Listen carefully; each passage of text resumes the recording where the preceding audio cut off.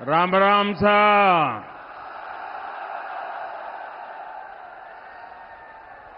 भारत माता की। भारत माता की।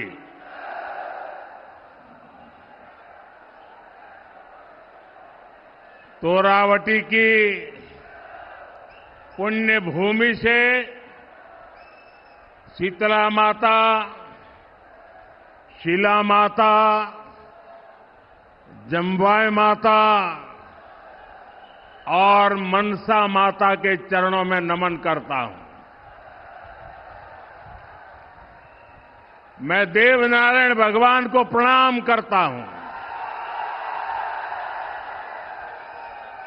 मैं तेजाजी महाराज के चरणों में नमन करता हूं और मैं जनता जनार्दन को भी अनेक अनेक वंदन करता हूं। मैं सामने जो दृश्य देख रहा हूं, राजस्थान की जनता जनार्दन का इतना बड़ा जन सैलाब, आपका ये उत्साह, आपका ये जोश 4 जून का संकेत दे रहा है।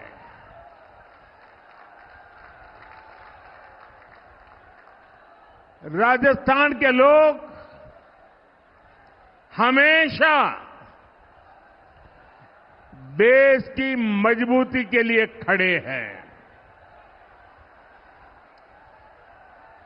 और जयपुर का जलवा तो मैंने कुछ दिन पहले जब फ्रांस के राष्ट्रपति यहां आए थे, पूरी दुनिया ने जयपुर का मिजाज देखा। साथियों, 2019 में मेरी राजस्थान की पहली चुनावी सभा भी ढूंढाड़ से ही शुरू हुई थी। अब 2024 में भी इसी क्षेत्र से चुनावी सभा की शुरुआत हो रही है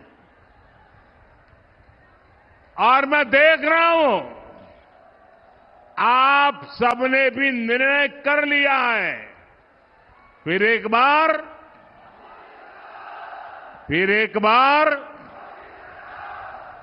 बार साथियों, 24 के इस चुनाव में देश की सियासत फिर 2 खेमों में बंटी नजर आ रही है। आज एक तरफ राष्ट्र प्रथम का संकल्प लेकर चलने वाली भाजपा है, तो दूसरी तरफ देश को लूटने के मौके तलाशने वाली कांग्रेस पार्टी है। आज एक और देश को परिवार मानने वाले, देश को परिवार मानने वाली भाजपा है, तो दूसरी ओर अपने परिवार को देश से बड़ा मानने वाली कांग्रेस है। आज एक और दुनिया में भारत का गौरव बढ़ाने वाली भाजपा है, तो दूसरी ओर विदेश में जाकर भारत को गाली देने वाली कांग्रेस है। ऐसी देश विरोधी परिवारवादी ताकतों के खिलाफ राजस्थान हमेशा ढाल बन करके खड़ा रहा है। राजस्थान ने 2014 में बीजेपी को 25 की 25 सीटें दी थी।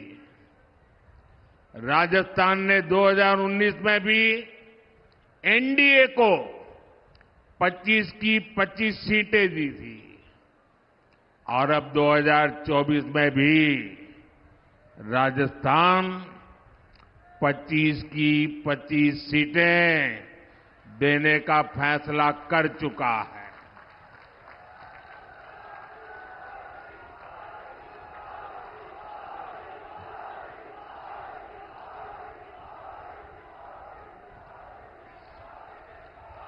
पूरा राजस्थान कह रहा है 4 जून 4 जून 4 जून 4 जून साथियों, 2024 का ये लोकसभा चुनाव कोई सामान्य चुनाव नहीं है। ये चुनाव विकसित राजस्थान और विकसित भारत के संकल्प का चुनाव है। ये चुनाव भारत को दुनिया की तीसरी सबसे बड़ी अर्थव्यवस्था बनाने के लिए है।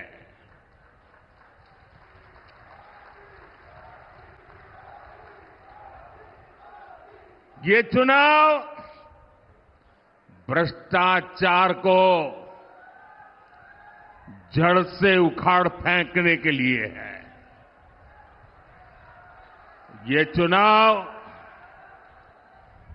आत्मनिर्भर भारत के सपने को पूरा करने के लिए है। ये चुनाव किसानों की समृद्धि के संकल्प का चुनाव है। ये चुनाव घर घर नल से जल पहुंचाने का चुनाव है। लेकिन भाइयों बहनों, कांग्रेस और उसका इंडी गठबंधन देश के लिए नहीं बल्कि अपने स्वार्थ के लिए चुनाव लड़ रहे हैं। ये पहला ऐसा चुनाव है जिसमें परिवारवादी पार्टियां अपने परिवार को बचाने के लिए रैली पर रैली करते जा रहे हैं। ये पहला ऐसा चुनाव है जिसमें सारे भ्रष्टाचारी मिलकर भ्रष्टाचार पर कार्रवाई रोकने के लिए रैली कर रहे हैं। मैं कहता हूं, भ्रष्टाचार हटाओ। वो कहते हैं भ्रष्टाचारी बचाओ। आप मुझे बताइए, भ्रष्टाचार जाना चाहिए कि नहीं जाना चाहिए? भ्रष्टाचार खत्म होना चाहिए कि नहीं होना चाहिए? भ्रष्टाचारियों को सजा मिलनी चाहिए कि नहीं मिलनी चाहिए? वो कहते हैं भ्रष्टाचारियों को बचाओ, मोदी कहता है भ्रष्टाचार हटाओ। निर्णय आपको करना है। इतना ही नहीं साथियों, जनता के दरबार में हार चुका इंडी अलायंस अब कैसे मंसूबे पाल चुका है, इसकी भी झलक लगातार देखने को मिल रही है। ये पहला ऐसा चुनाव है जिसमें कांग्रेस पार्टी के बड़े नेता खुद के चुनाव जीतने की बात नहीं कर रहे हैं। वो जीतेंगे कि नहीं जीतेंगे इस पर मौन रहते हैं, लेकिन वो देश को धमकी दे रहे हैं कि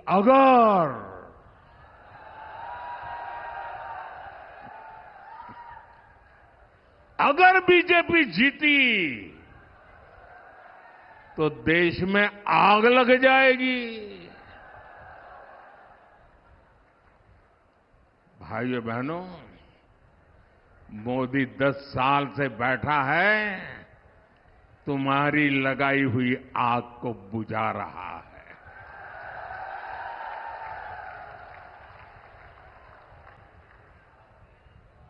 कांग्रेस के लोग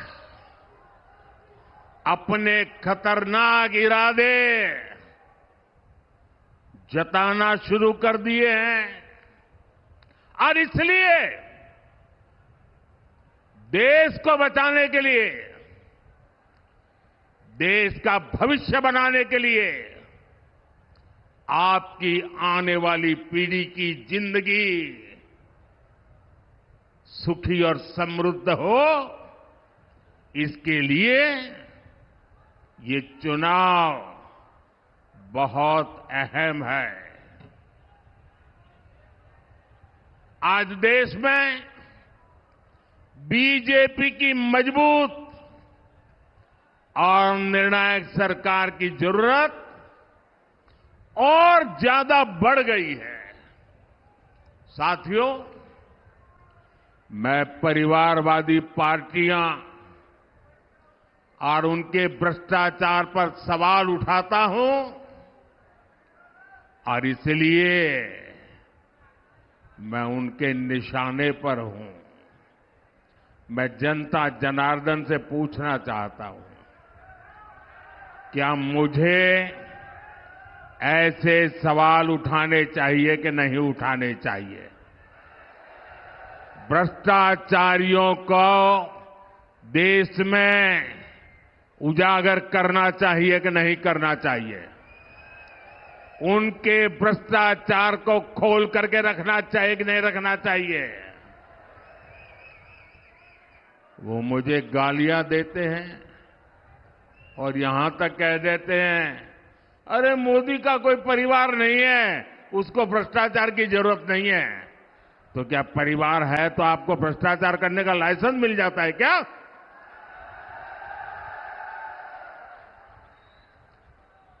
वो कुछ भी कहे, मेरे लिए तो आप ही मेरा परिवार है।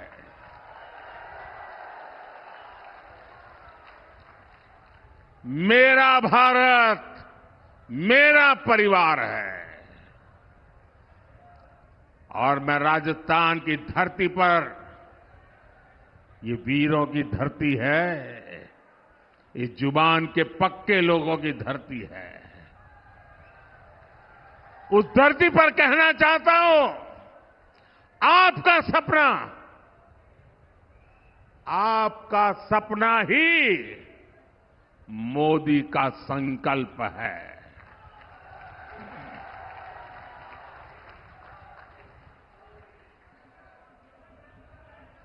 साथियों, पिछली सरकारों ने जिसे पूछा तक नहीं, मोदी ने उसे पूजा है। कांग्रेस ने देश के करोड़ों छोटे किसानों को कभी नहीं पूछा। मोदी ने राजस्थान के 85 लाख से ज्यादा किसानों के बैंक खातों में पीएम किसान सम्मान निधि के करीब करीब 20,000 करोड़ रुपए भेजे हैं। कांग्रेस ने कभी श्रमिकों, मजदूरों को पूछने के लिए उनको फुर्सत नहीं मिली। मोदी ने उन्हें one nation one ration card की सुविधा दी। उनके लिए पेंशन योजनाएं बनाई। कांग्रेस ने देश के गरीबों को कभी नहीं पूछा। भाजपा सरकार देश के 80 करोड़ जरूरतमंदों को मुफ्त राशन दे रही है। और इतना ही नहीं, मेरी सरकार बहुत पहले निर्णय कर चुकी है, आने वाले 5 साल भी मुफ्त राशन मिलता रहेगा। मैं गरीब के घर का चूल्हा बुझने नहीं दूंगा। मैं भूखे पेट किसी बच्चे को सोने की नौबत आए, ये मुझे मंजूर नहीं है। दोस्तों, भाजपा ने करोड़ों गरीबों को पीएम आवास के जरिए पक्का घर दिया। और जब पक्का घर मिलता है तो सिर्फ 4 दीवारें मिलती है, ऐसा नहीं है। जिंदगी में पहली बार इसका एक एड्रेस तय होता है। जिंदगी में पहली बार वो स्वाभिमान की जिंदगी जीने की शुरुआत करता है। पहली बार वो जिंदगी में उस नए घर में, नए आशियाने में नए सपने बुनना शुरू कर देता है। भाजपा ने गरीब माताओं बहनों के लिए करोड़ों शौचालय बनाए। ये शौचालय ये सिर्फ कोई कंस्ट्रक्शन का काम है, इतना नहीं है। ये इज्जत घर है। वो लोग गरीबी से निकले हैं ना, उनको पता है कि माताओं बहनों को शौचालय न होने से कितना दर्द झेलना पड़ता था। या तो सुबह सूरज निकलने से पहले जाओ, या तो शाम को सूरज ढलने के बाद जाओ। दिन में जाना है तो पीड़ा सहन करती थी माताएं बहनें, जा नहीं सकती। ये दर्द गरीब मां का बेटा समझ सकता है।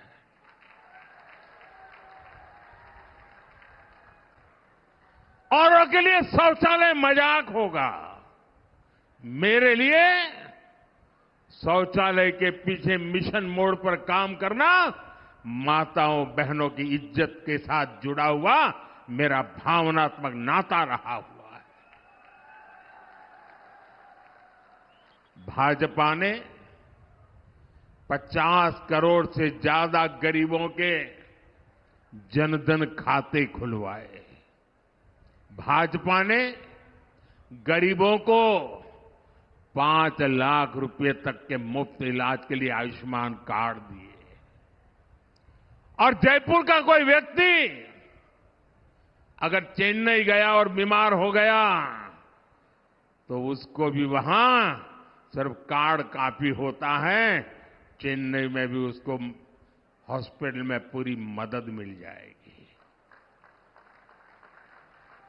साथियों, कांग्रेस सरकारों की उपेक्षा के कारण हमारा तोरावाटी भी विकास के मामले में पीछे छूटता चला गया था।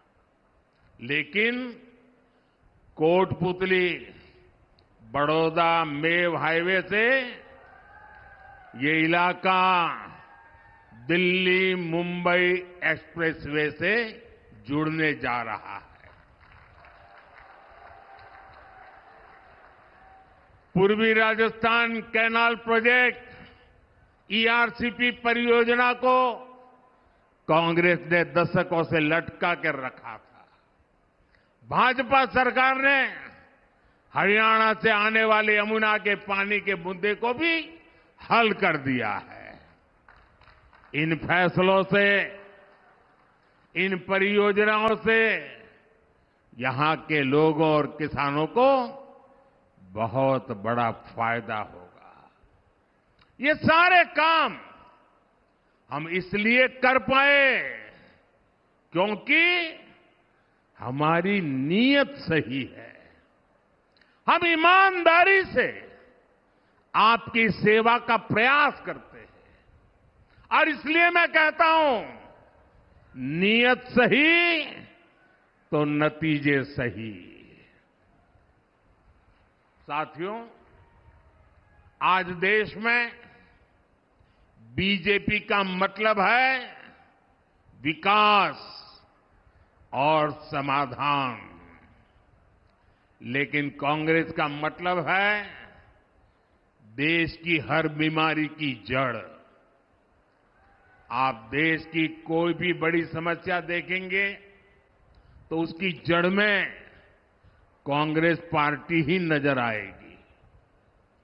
आजादी के 7 दशकों तक देश में गरीबी रही कांग्रेस की वजह से। भारत को नई टेक्नोलॉजी के लिए, रक्षा सामान के लिए दूसरे देशों की ओर देखना पड़ता था कांग्रेस की वजह से।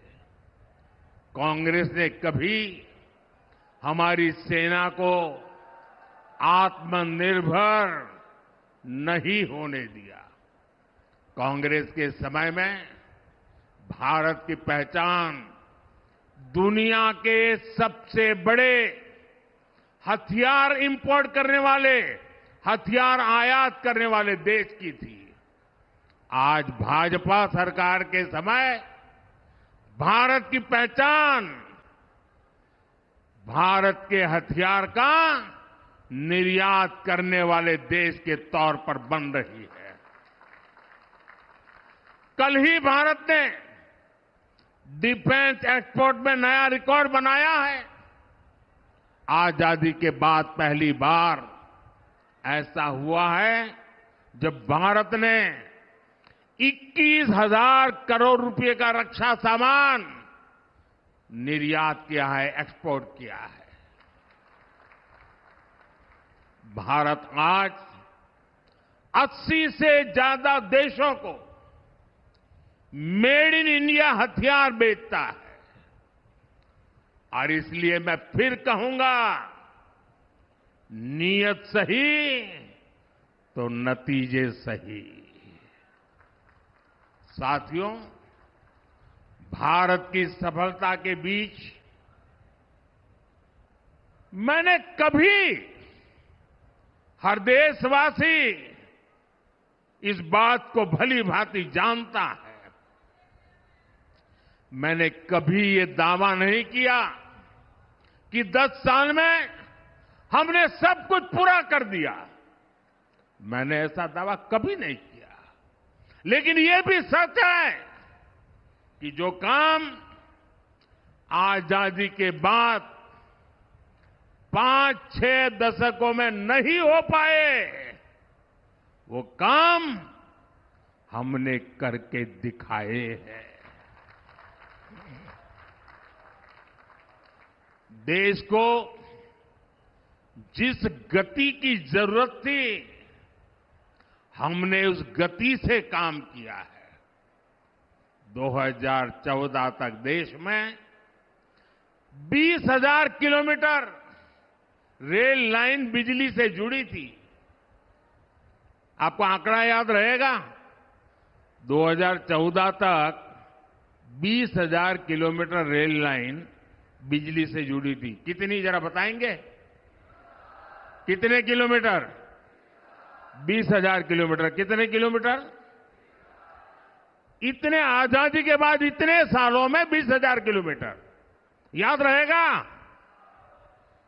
10 वर्षों में मोदी ने 40,000 किलोमीटर से अधिक रेल लाइनों को बिजली से जोड़ दिया, इलेक्ट्रिफिकेशन कर दिया।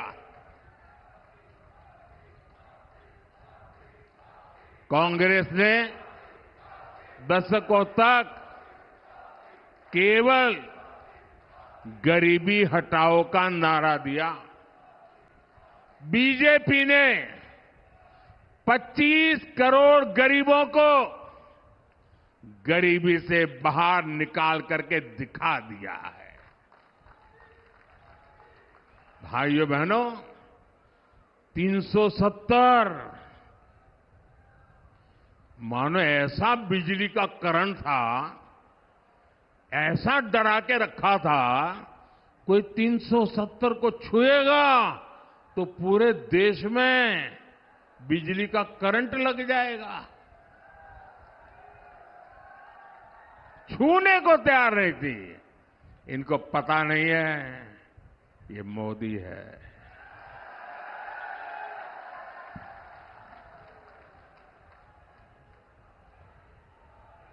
और कश्मीर से आर्टिकल 370 को खत्म करना हो,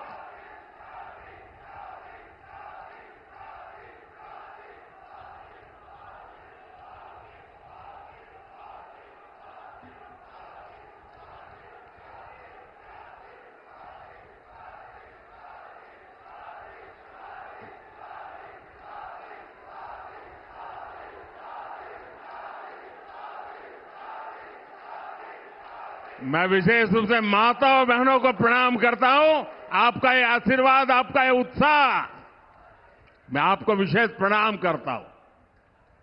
इन लोगों ने सालों तक चलाया। अगर राम मंदिर का नाम भी लोगे तो देश जल मरेगा, आग लग जाएगी। भव्य राम मंदिर बना कि नहीं बना? बना कि नहीं बना? दिए जले, आग नहीं लगी। 3 तलाक के खिलाफ हमने सख्त कानून बनाकर मुस्लिम बेटियों की जिंदगी बचाने का काम किया। 1 रैंक 1 पेंशन लटका के रखे थे। मेरे वीर जवानों की वो मांग को भी बड़ी नम्रता के साथ आपके इस सेवक ने पूरी कर दी। दशकों से जिन फैसलों का इंतजार था, वो मोदी ने पूरा करके दिखाए हैं।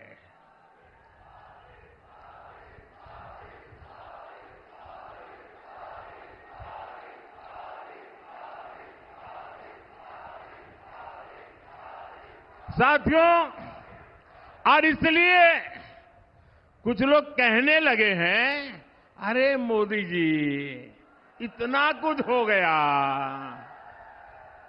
अब क्या बाकी बचा है? अरे जरा अब तो आराम करो।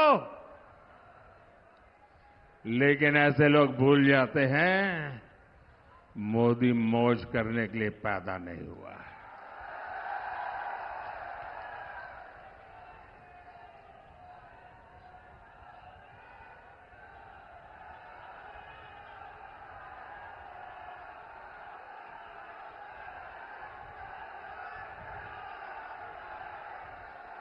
मोदी मेहनत करने के लिए पैदा हुआ है। बहुत कुछ हुआ होगा, लेकिन साथियों 10 साल में जो हुआ वो तो सिर्फ ट्रेलर है, ट्रेलर। अभी तो बहुत कुछ करना है। अभी तो हमें देश को बहुत आगे लेकर जाना है। हमें राजस्थान को आगे लेकर जाना है।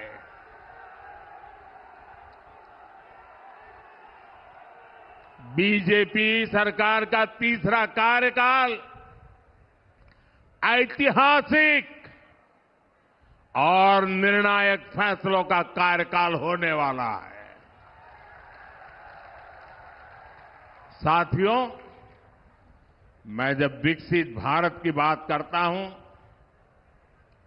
जब भ्रष्टाचार पर कार्रवाई करता हूं,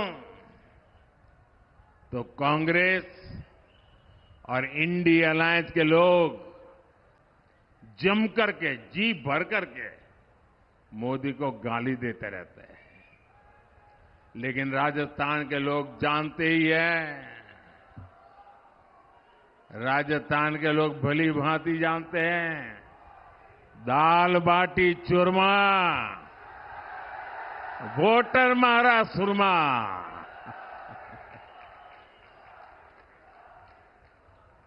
मोदी तो देश के वोटर की ताकत से, जनता जनार्दन की ताकत से दिन रात दौड़ता है, आपके लिए दौड़ता है, आपके सपनों को पूरा करने के लिए दौड़ता है।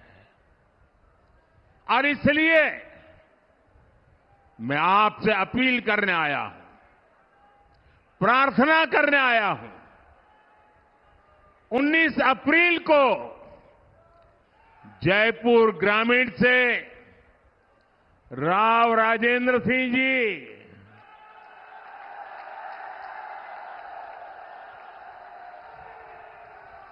और पूरे राजस्थान से भाजपा के सारे उम्मीदवार, इनको दिया आपका एक एक वोट मोदी की ताकत बढ़ाएगा।